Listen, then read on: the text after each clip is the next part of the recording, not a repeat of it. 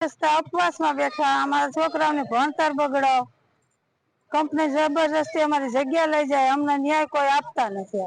हड़ताल पर बैठा 9 दिवस एक जवाब नहीं आवतो।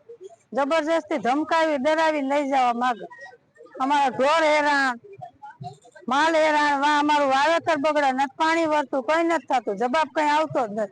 1971 માં જે ખેડૂતોને જમીન ભૂદાનમાં મળી હતી આ જમીન ત્યારથી લઈને આજના દિવસ સુધી ખેડૂતો પોતે એ જમીન ખેડે છે। એના નામનું 7/12 છે। 2014-15 માં જે નવું પ્રમોલ્ગેશન થયું અને એ મુજબ જે આ ગામનો નકશો બન્યો એ નકશામાં ખેડૂતના જ ખેતર છે।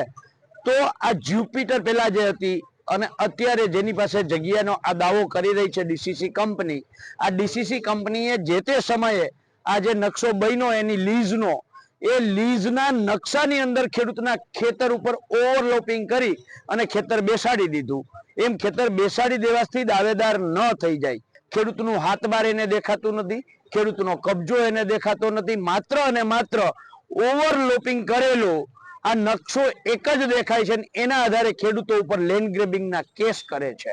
આશ્ચર્ય અને દુઃખની વાત તો એ છે કે લેન્ડ ગ્રેબિંગ કરવા વાળા અધિકારીઓને પાતરડી ગામની જે સરકારી શાળા છે આ શાળા ઉપર ઓવરલોપિંગ કરી અને આ કંપનીએ પોતાનો દાવો કર્યો છે।